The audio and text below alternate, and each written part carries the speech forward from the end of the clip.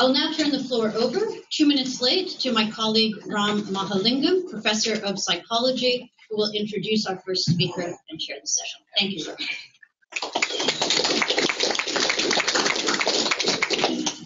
Thank you, everybody. It's a great honor for me to introduce our first speaker, Flavia Agnes.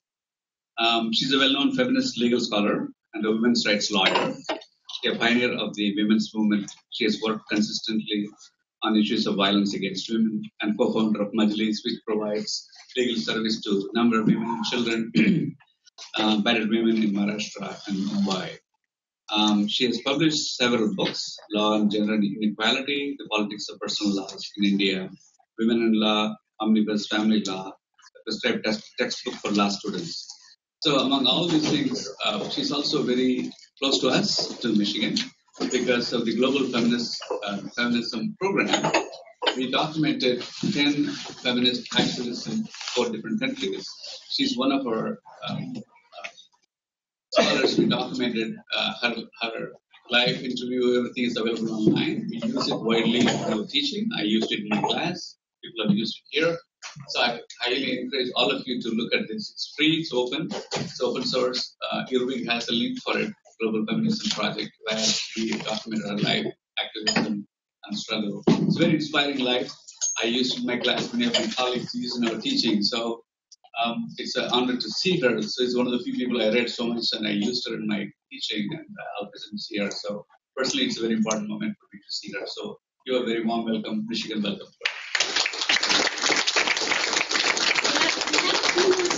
And these front rows at the tables.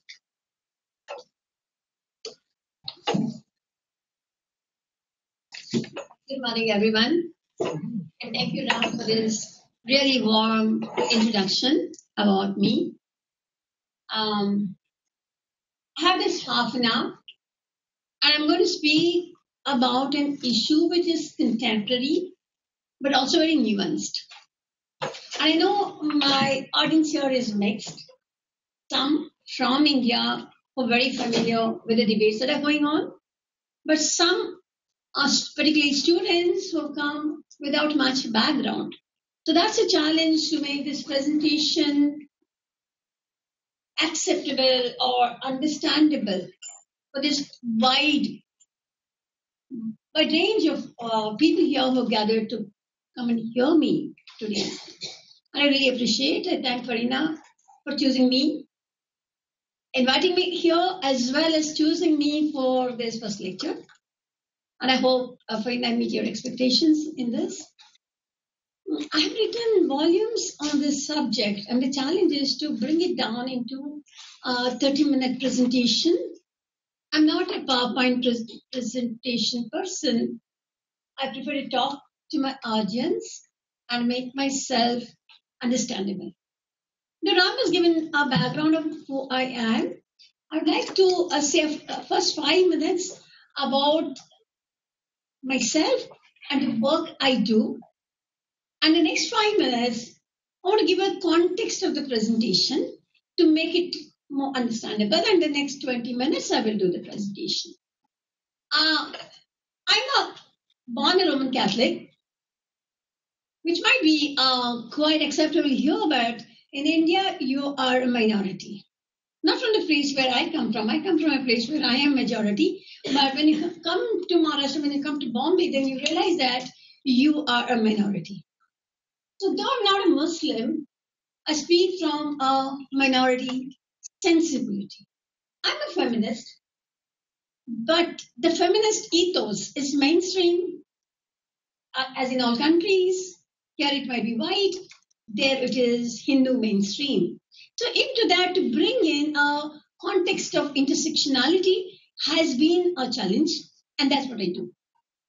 The second writer I want to give, as Farina rightly explained, I'm not an academician. We have an NGO which works on the ground to provide litigation support for women of all communities, including Muslim women. We also more recently have a project for supporting victims of sexual violence, helping them to go through the very daunting criminal legal system in order that their dignity is maintained at each step. So when I write because of my commitment and a passion, not because it is academically accepted or I'm required for any academic pursuit. It's just a passion that what I do on the ground must be communicated to a wider audience, because lawyers usually don't write and academicians have no experience of the ground. So in a way, my writing is sharper because I bridge this gap, not in a very strict academic sense at all, but my entire life has been writing about my own experience to make it understandable to a wider audience. This is a book about myself. It's an autobiography, which was published in 1984, and it's not available in bookshops, but it's available with us, and we keep republishing it, and it's been translated into almost all Indian languages, and it's a feminist text in that sense of domestic violence. So I'm a survivor of domestic violence. I have raised 3 children, and this is my first and most well-acclaimed book that has been widely circulated, because everybody likes to hear the human interest stories. Oh my God, she went through this, and that's in a way has made me a feminist star. But my work is on gender and law, and a similar trajectory you see here, that I write about what happens on the ground, the experiences of women and how they go through the legal process and what comes from it.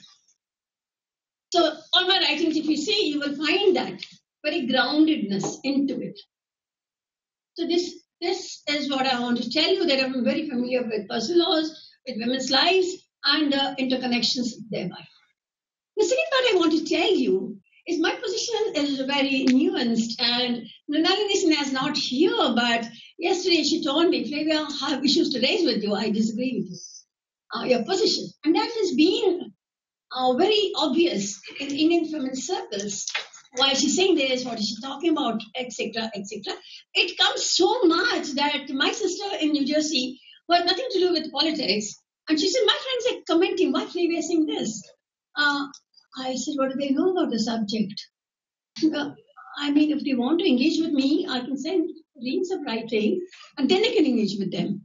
But people think they know and have a position about it. For this audience, I just want to say, you may be familiar with the work of Susan Brownmiller. It's a feminist text. She talked about rape, and that was very well acclaimed, that she gave a structure, and later on, Catherine McKinnon and others, that what is sexual violence. And then comes Angela Davis, and she brings intersectionality into it. She brings race into it, and she critiques the work of Susan Brownmiller. Then there were others, like the Anita Hill case. Was it gender? Was it race? What happened to it?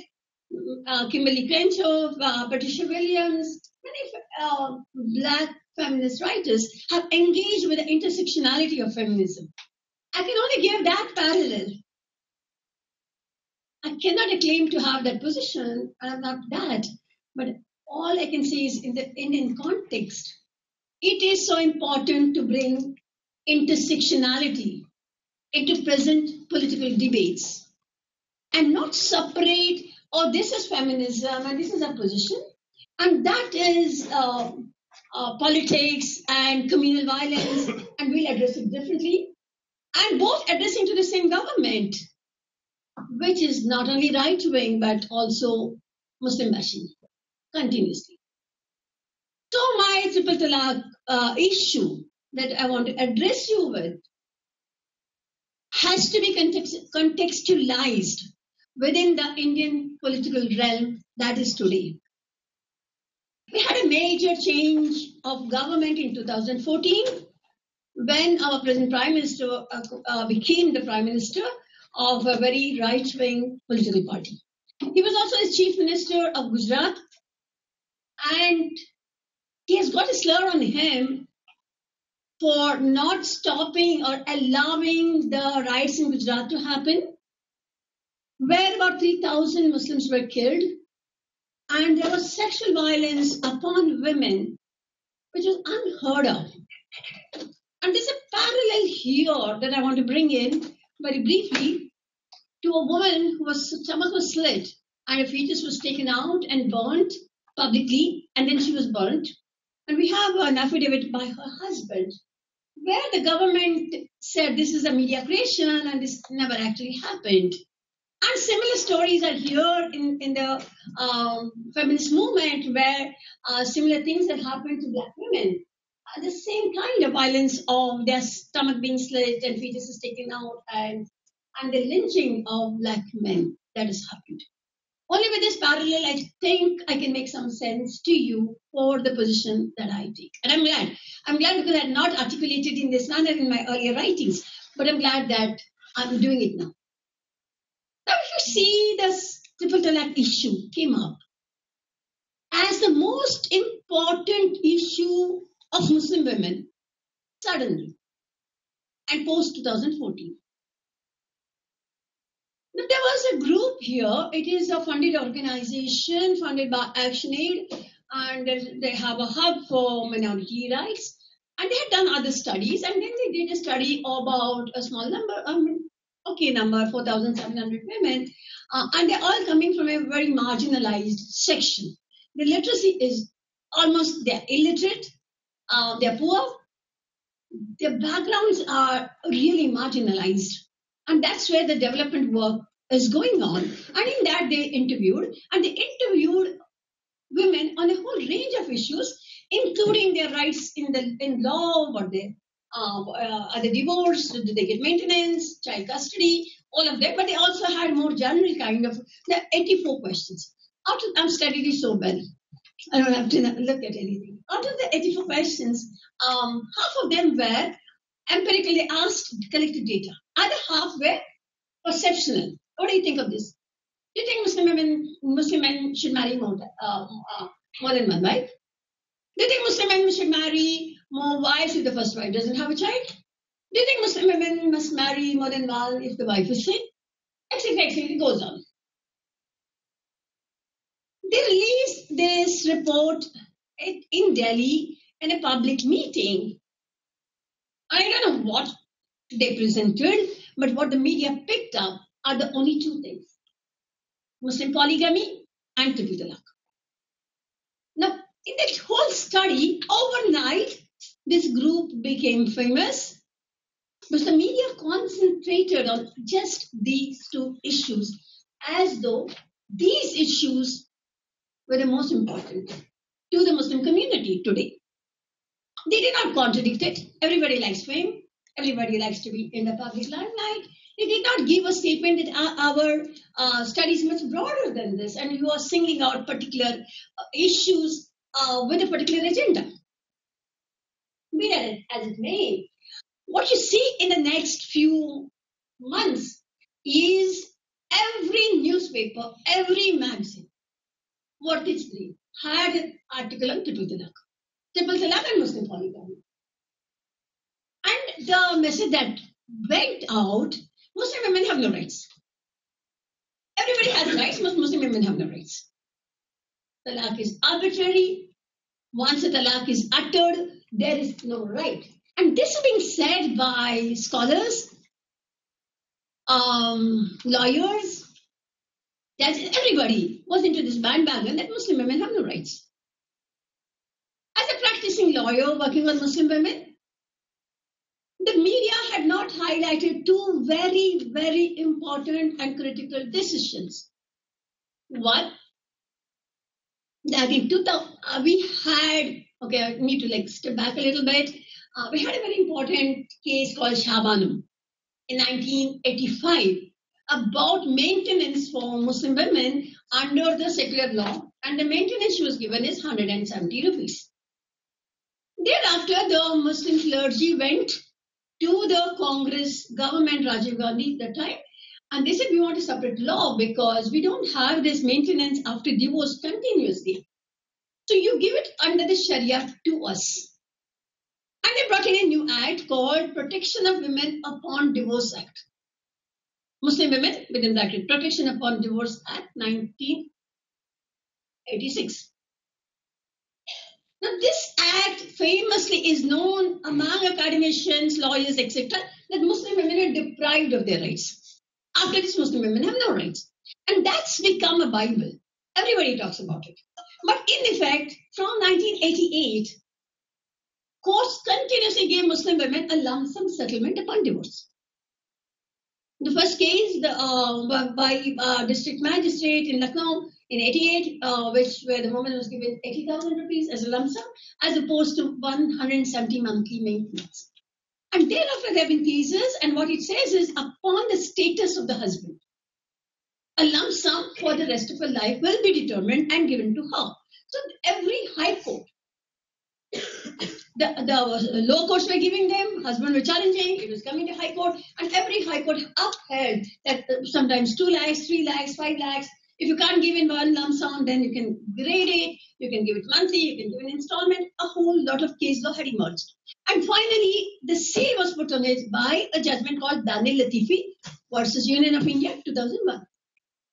We never heard of it. Nobody has heard of it. All the time when journalists come, oh my God, we didn't know. My question is not that you didn't know. The question is, what is the politics which makes you not know? Why did you not know about it? This is 2001. 2002, we had another very, very important judgment. And I have used it and have written about it. It's a 2002 Shamim Ara judgment. What did the Shamim Ara judgment say?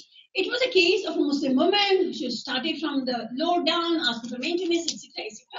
I don't want to give you the details of it, but what it says is, what is the way in which a Muslim man can divorce his wife? And what is the mentioning all the earlier judgments and says, okay, you have to do this, 3 months, you have to have a reason, you have to have a reconciliation to see marriage is broken down, and then you can pronounce a divorce. Divorce has to be pronounced. What the Quran says, divorce has to be pronounced. This is 2002, 2 judges, Supreme Court. You never heard about it. We have never used it at all. Nobody knows about it. Including this group who says so many women are divorced, have never used this for a lump sum settlement post-divorce, or to challenge it as per Shamim Ara that it was not proper done, SMS, etc., etc. So what is my issue? My issue is that when Shamim Ara had already declared it, why did media not talk about it? Secondly, why isn't women's group using this? Why are they going with the media hype that Muslim women have no rights? Alongside, you have a right-wing government in power. And something that happened alongside, which did not receive media attention at all, except for a brief kind of one case here or one case there, is what the government brought in is beef man in many states, including mine, Maharashtra, and Muslims being lynched on the mere suspicion of holding or eating or taking cattle for slaughter, etc. Happening, erupting here and there, everywhere. Went unnoticed. So one level you have the hype saying that, oh, triple talaq, and this Muslim community, women have no rights, though of course they did have their rights. And a lump sum settlement, and people started goading me. Oh, Flavia, if that is so good, then shouldn't we have it for all women? I said, of course we should have it for all women. And after Shamim Ara, court after court, high court after high court has followed Shamim Ara, and you have a plethora of judgments which gave, it was a settled law. It was a settled law, point by point, point by point, and there were like ordinary lawyers going to court, asking for these rights and getting these rights for Muslim women. Now when these lynching issues come, you have a right-wing government, you have these lynchings, and more particularly, Muslims being put in the background with no political voice. And just now, somebody sent me this article by Faisal Devji, who says exactly the same thing which I'm saying, that Muslims have no voice here. So we had this 2014 election where the number of Muslims in the parliament went down to 4%. Then we had demonetization, we had other issues. But after all this, we had the UP elections. And the UP elections became a clincher for this government, where the BJP did not give a ticket to a single Muslim. And the Muslim representation from 24% went down to, I think, 6 to 7% in UP. So UP is very big determiner. It's a very big state. And what happens in UP is reflected in what happens in the government as we get to the 2019 election. So Muslims have no voice. And Muslim lynchings are going on in different states. On top of it, we have the triple talaq debate. So the feminist understanding of triple talaq, oh my God, Muslim women have no voice, and now they have to go to court. So in the court, the different position is no one was defending triple talaq. And it's a misnomer to say that triple talaq was being defended by the Muslim Personal Law Board. What was contested was the manner in which this has to be brought about. Is it the legislature? Is this the court? Or is it the community religious leaders? Where do they position themselves today? Meanwhile, the board issued an advisory to all the qazis that when there's a nikah nama, there's a marriage contract, and only Islam has a marriage contract, whereas in Hindu marriage is a sacrament, you go around the fire, etc., etc., etc. We know, I don't want to go into the Hindu law now. Okay, I'll stop here, but I want to say other issues of Hindus. Child marriage, some judges it came out that the children who get married under 10 years, the population is as much as the population of Kashmir. And 88% of these are Hindus. 12% are the other. No media attention at all. We have the dowry debt, dowry violence issue. And each and every case that comes to the Supreme Court or the High Court is a Hindu case. There are no Muslim cases. Not that Muslims don't have dowry, not that Muslims don't have violence, but every case that comes out is a Hindu case. No issue. Muslim women are killed. It was an issue in the 80s, but stopped being an issue. Today, it appears that India has no other problem except the triple talaq issue. We have illiteracy. We have marginalization. We have caste issues. We have caste-based violence. Everything's gone up, and the only thing that is foregrounded is Muslim women have no rights. So finally, this judgment came. There are different positions. And unfortunately, RSS-affiliated Muslim women's organization, as well as a so-called secular organization, supported the government, saying that we need a gender-just law. All talaq should go, all community practices should go, let the government pass the law. This is what the government came with, and government had the support of these two. Now the Bharatiya Muslim Mahila Andolan were subdued, and they said no, it has already been declared by Shamimara, which they had not said all through, and if they had said all this through, this hype would not have been created. And the Muslim Personal Law Board said that court cannot do it, legislature must do it. So the media made it an open and shut case. The verdict was split. 5 judges. 2 judges said personal laws are very important. The fundamental rights are protected by Article 25, and the court cannot strike it down. You go to the legislature. And this is what the Muslim Personal Law Board had asked for. The 2 other judges said, no, since 1937 Act has the word talaq, so it is a rule of decision which can be tested in Article 13 and fundamental rights will apply. So it is held unconstitutional.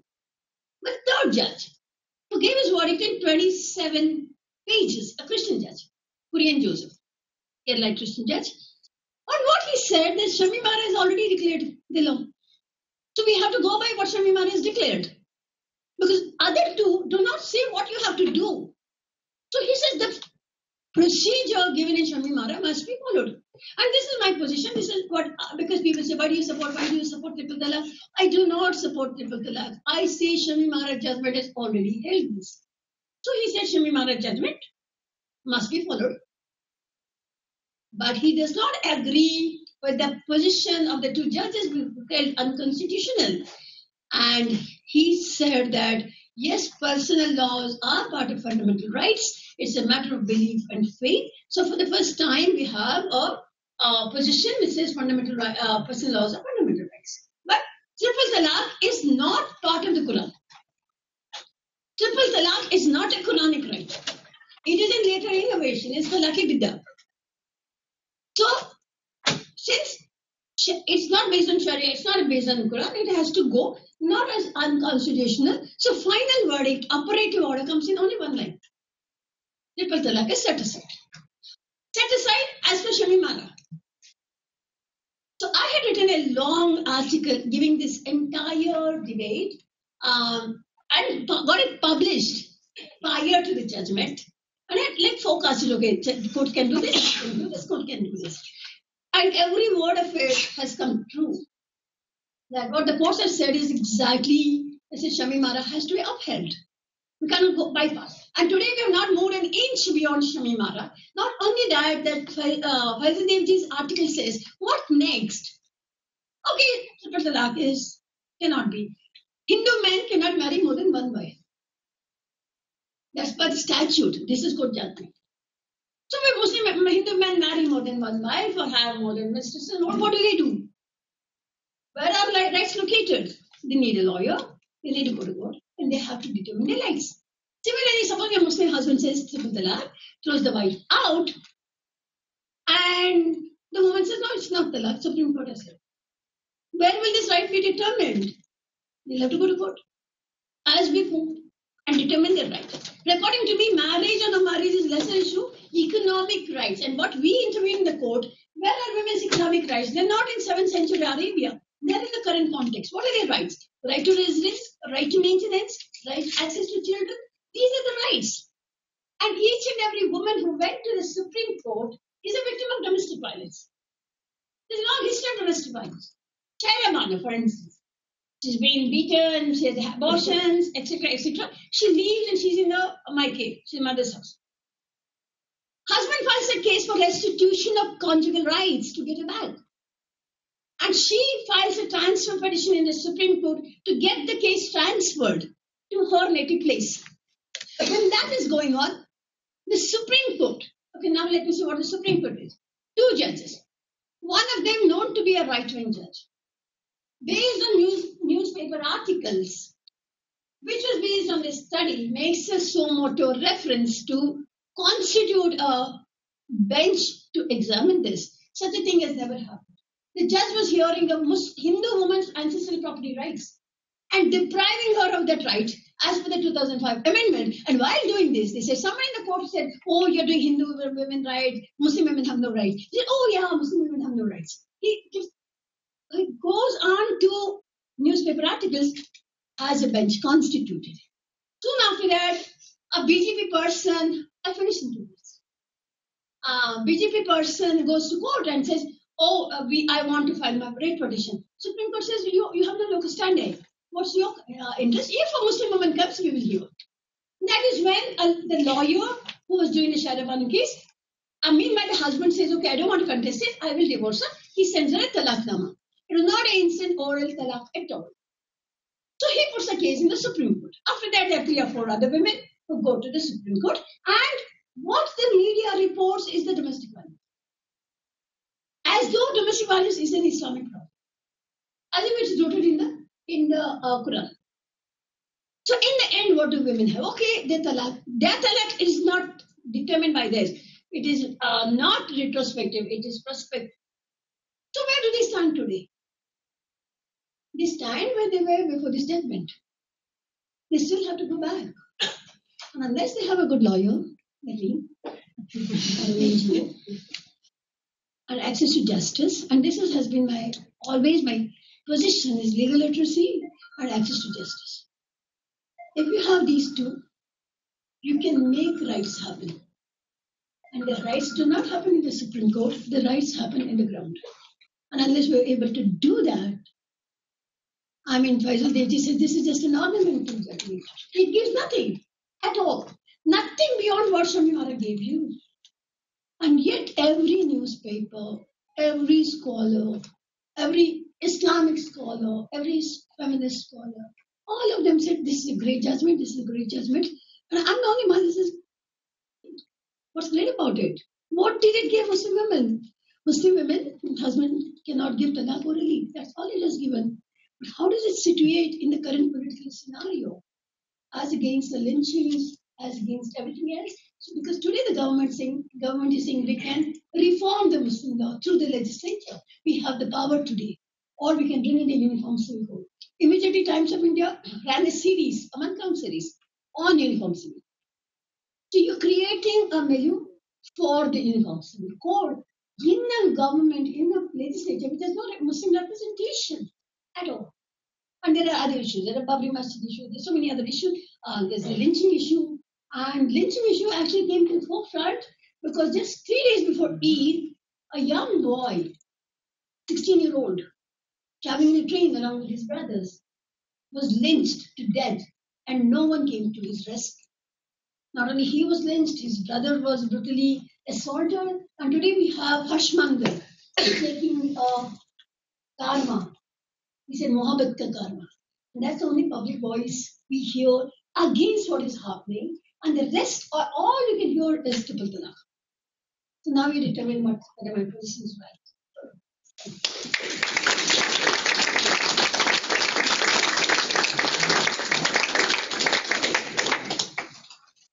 So you have to use a mic for the Q&A because it's being recorded. Thank you, and we are going to have half an hour for Q&A. That mic, and I will moderate this chapter. Thank you.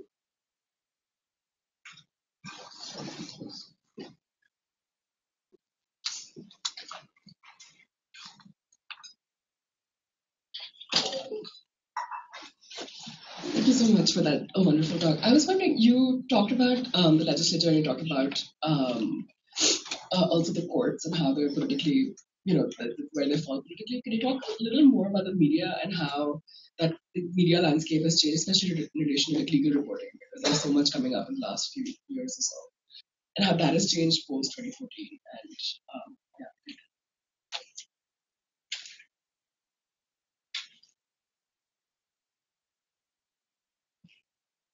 I'm not an expert in the media. I think Sainath would be able to address it better than I because he's a journalist and he engages with the issues that the media takes up or does not take up. But somewhere, as compared to the US, our media has been totally taken over, and there are only particular issues come to the forefront. To give you an example, this abandonment of women to talaq or otherwise, we all the time have our Prime Minister shedding tears over Mr. Women's plight when he himself has abandoned his wife. But that story never comes out at all. We only see it in social media. And while he's crying over the Muslim women's plight, nobody's asking him, look, excuse me, what about your wife? Because he had filed false affidavit saying he's a bachelor. Then last election, then he had to say, yes, he's married, he's a wife. So the media does not have any stories against the government because they are suppressed. And most of the media is buying into the government agenda and putting out stories that how fantastic this government is performing. And I'm sure like later presentation will talk about this much more. But as far as the triple talaq issue is concerned, you just look at the media and see the avalanche of articles. Every journalist has written about it, whether they know anything about Muslim women or not. Just interviewing here, interviewing there, and still putting that human rights stories of poor Muslim woman, poor Muslim woman. But this woman has no legal representation. She doesn't know her rights. Okay, she's all this, but Hindu women are also all this, or worse. So there's no comparative perspective. And also, the triple talaq judgment for some women comes as a relief out of this violence, and they welcome it. I don't want to wait. I just want to get out of this man and give me my rights. So we do a lot of such cases, but those cases have no voice in the media. There are no nuances.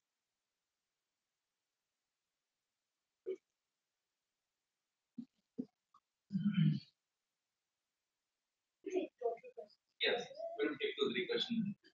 Thank you, Flavia. It was a very compelling argument. I'm not sure where I fall in agreeing with you or not, but it was very logically laid out and a lot of food for thought.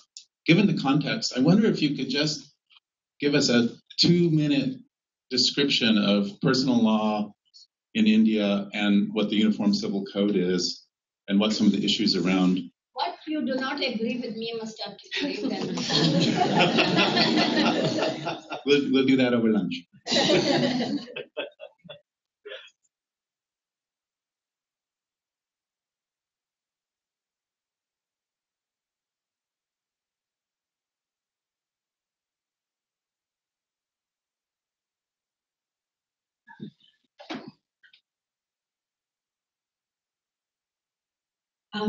I really enjoyed the talk too, and so drawing on this question upon the media, I wondered if you could talk to us about the legal profession itself and the steps that the legal profession as a whole can take to address some of the issues that you raised today. I mean, it seems that over the course of the past couple of decades, mediation has been one of the solutions that some lawyers have proposed to redress some of these issues in the family courts. Has that made any difference in your mind? And what are some other steps that lawyers themselves can be taking?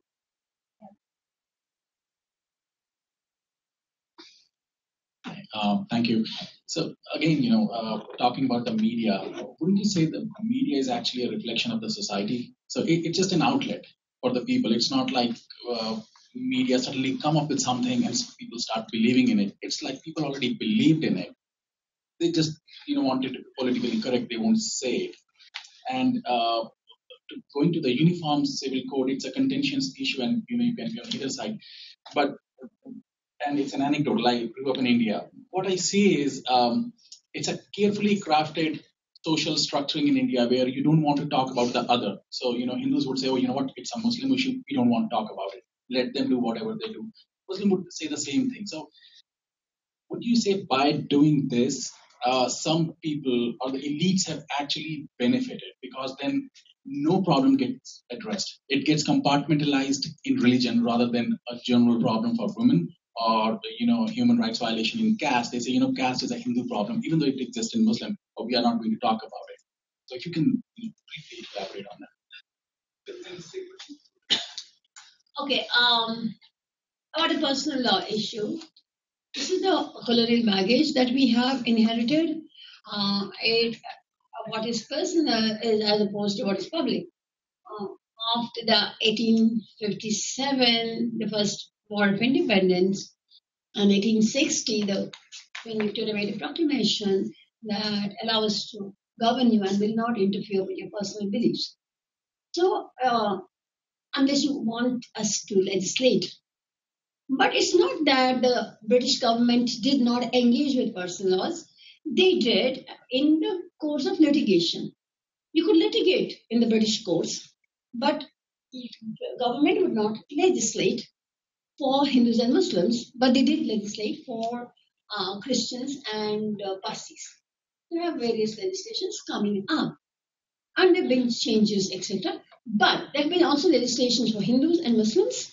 The 1937 Act, the 1937 Hindu Widows Property Inheritance Act, etc., have come about. They have come about by the community itself. When we got independence, and we know the circumstances or the political situation under which the country was partitioned, it is very important to assure the Muslims in India that they will be their beliefs and faiths will be respected. And that is why we have Article 25, 26, etc., which are fundamental rights. And we have Article 44, the state shall endeavor at a future time to have personal laws. My belief is that changes happen all the time.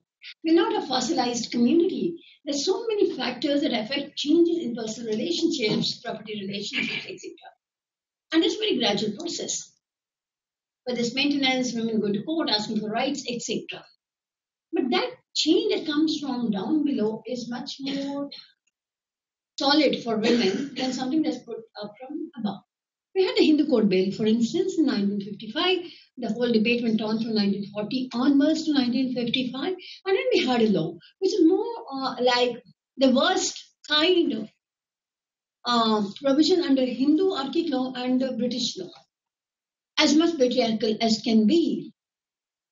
So 70 years later, I have another paper which says, has codified Hindu law brought in social transformation? And according to me, it has not brought.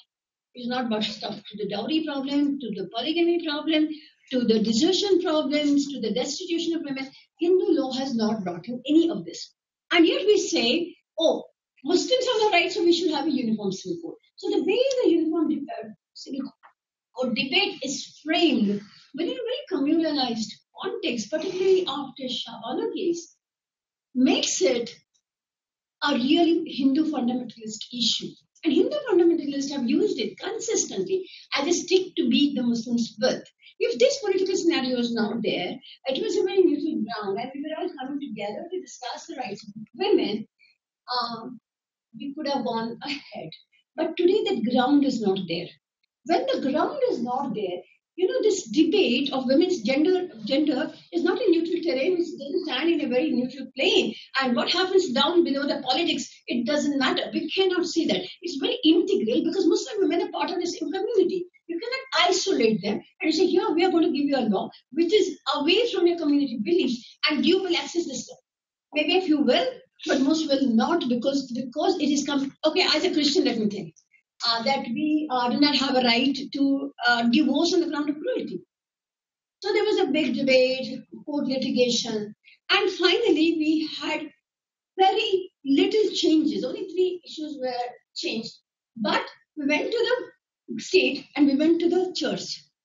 Because unless both come on the same platform, the change was not going to happen. And today what I hear is in Bangladesh and Pakistan, it has still not happened because the church and the state have not come into the same plane.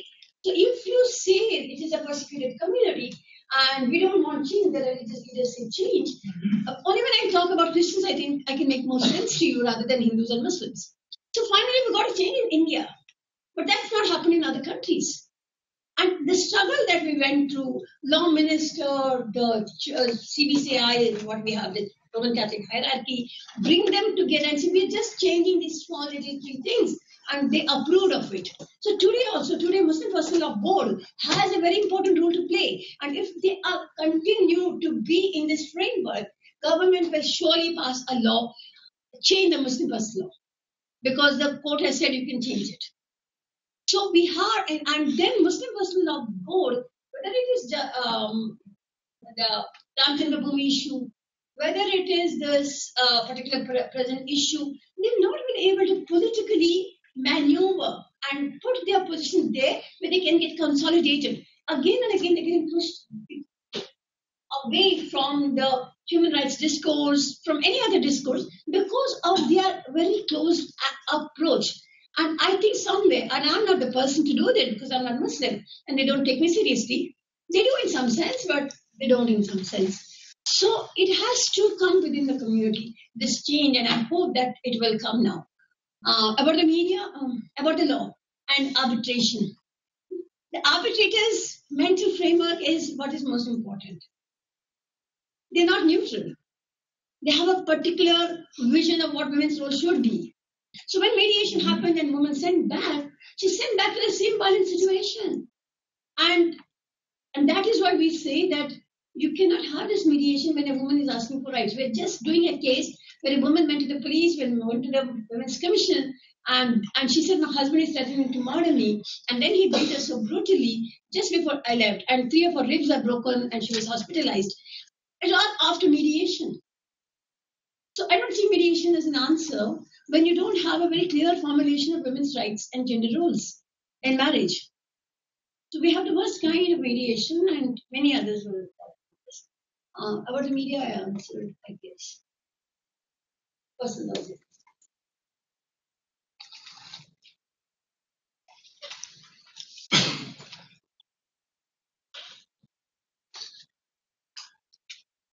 On the notion that change often comes from below rather than imposed from above, I'd be interested in your view of the effects on gender, war, and community relations of 2 big changes over the last 50 years in India. One would be economic development, but in a globalized capitalist direction, which has meant a lot of gains from outsourcing. And the second is the communications revolution and social media. How have those affected gender and community relations? Oh, sorry. Hi. So my question is along a similar vein. We spoke yesterday about implementation versus policy, and I guess my question is how you see small movements towards legal literacy and access to justice unionizing or uniting in such a disparate and challenging political climate, and if that intervention looks the same across the intersections of identity that you're advocating for, specifically across religion, but maybe caste as well.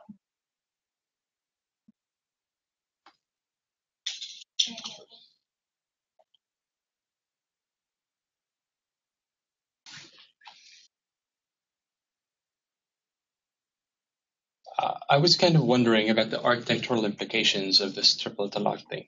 If women are cast away out of these marriages, is there a place they go, and does that have some sort of, is there an urban condition that relates to this kind of social condition?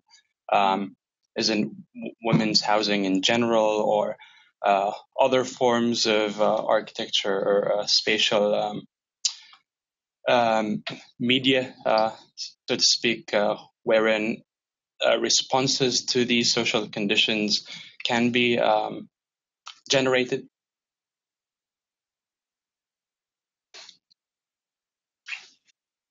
Let me answer your question first. I think this is the greatest failure of the women's movement.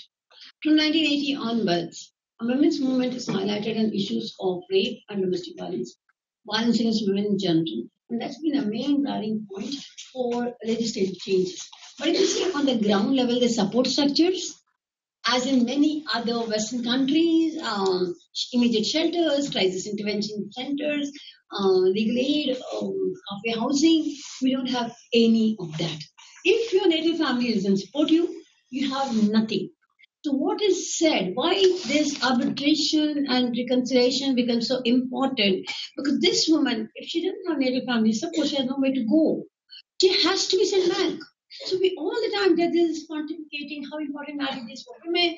Women should not file cases, women should not go to police, because marriage is most important, because the state has failed to give any other alternatives to single women. I'm a single woman, I'm a victim of domestic violence, and I'm like an exceptional case that I was at a particular juncture of the women's movement. I got a lot of support to rebuild my life, but it's a long process. We now use the word survivor. You don't become a survivor just because the women's movement chooses to call you a survivor. Our aim is to that transformation from victim to survivor is a long-run process, and it requires a lot of intervention and support and hand-holding to bring that woman, change her psyche, give her the social support, etc. Then finally she emerges as a survivor. Otherwise the system puts her down more and more. Many rape victims commit suicide after the rape. Many domestic violence victims go back and then they commit suicide. Because we have today either marriage or suicide. We have these two very, very blatant, stark options before us, unless it's a native family. If the native family is there, okay, they come, they litigate, they come to me, we go to court. Otherwise, we don't have anything else at all. So when you see the changes have happened, I'm not saying we're static. It's not 100 years ago where we were today.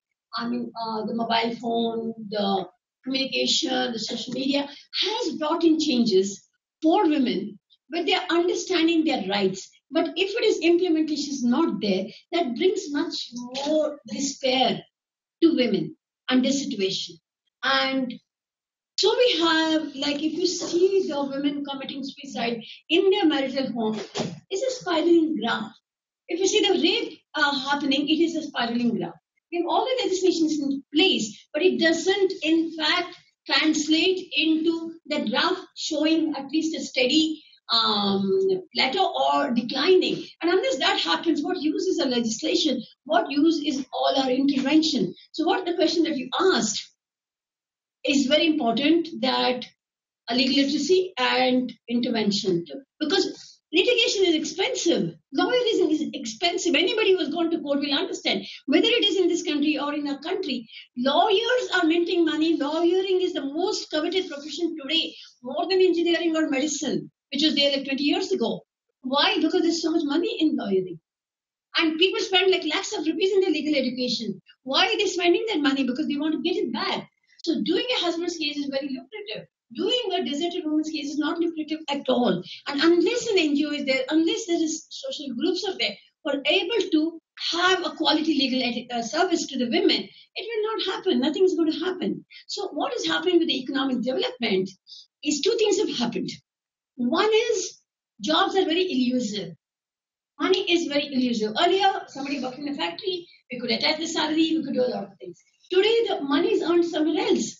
There's so much affluence. In a city like Bombay, you see a lot of affluence. And there's also so much poverty, so much joblessness.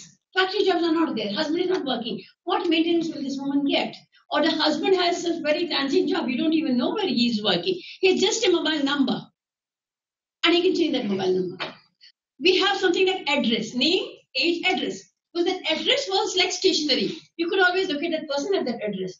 Today, the person is on a leave license. He comes to Bombay for a year or two. He gets married to somebody, he has a child, then he has an affair, he gets a job, he moves out. So these are the adverse effects that we can see. But at other level, women are entering the workforce, but they are much lower level. See, because I made a presentation, I cannot hope to be an expert at all these diverse issues. I am not. Mine is a very lay kind of intervention for issues of economics, globalization, etc. So you can take it as a pinch of salt. No, I don't claim that I'm an expert on some of the issues. Somehow I do. I have to say that because tomorrow you'll bring me down. Thanks, Flavia, for that presentation. So we have different levels of engagement with the triple talaq case or understanding the context. But let me ask a question to try and get you to clarify your position. So as I was following it this summer, one of the things that struck me, you started your presentation by saying that, the feminist movement is mainstream and that you have very often actually taken a kind of a minority position, shall we say, intellectually, right? So in the triple talaq case, one of the things that I noted was that a number of women's groups, both Muslim women's groups and women's groups generally, came out very publicly in support of the judgment. Right?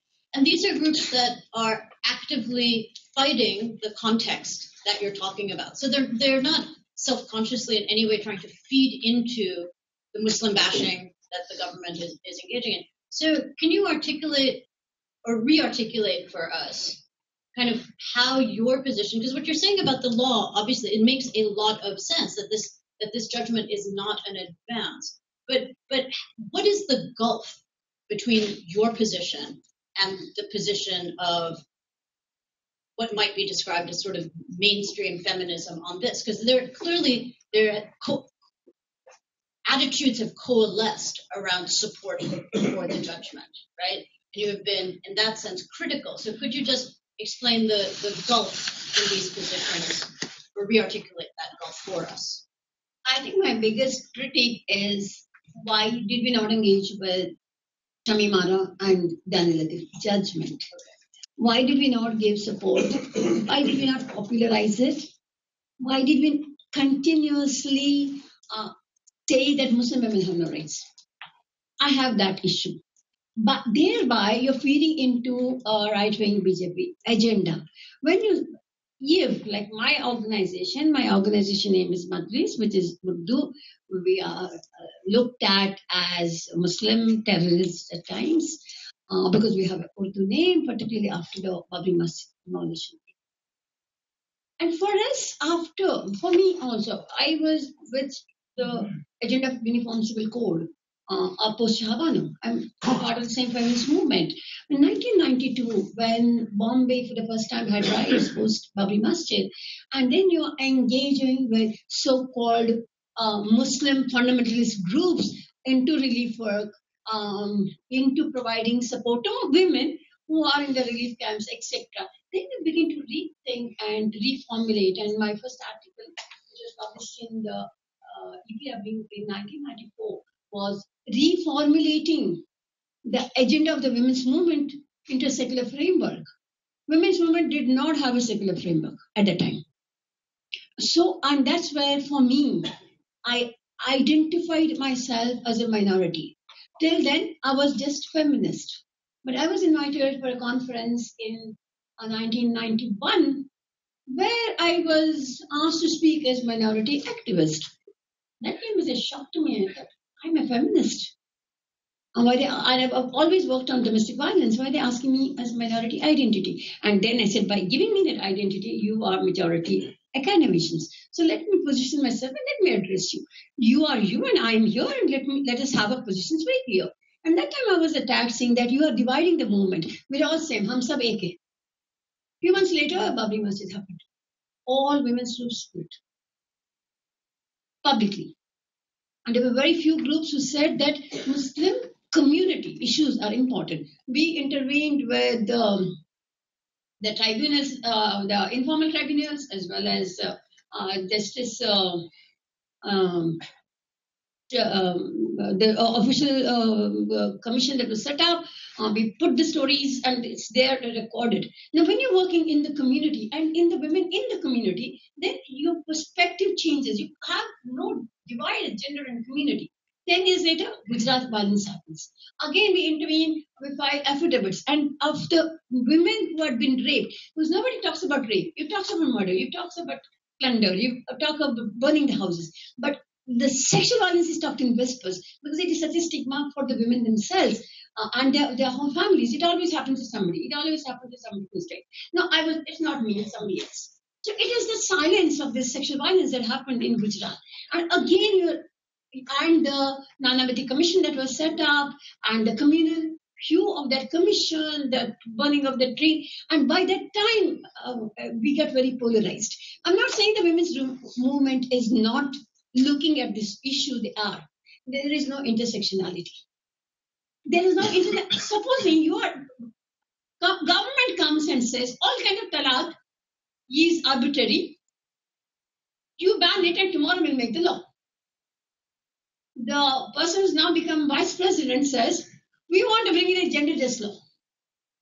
Women's movement says, we want gender just law. How will a law come with the same government? Are you so blind that the lawmaking authority is the same person who is not speaking about lynching in the Red Fort address to the nation on 15th of August, but only cries about Muslim women and triple talaq?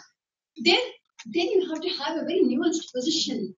And that is what intersectionality is all about. And that's why I brought in Angela Davis here at the beginning. Only that parallel can make you understand what I'm trying to say, because the canvas is the same.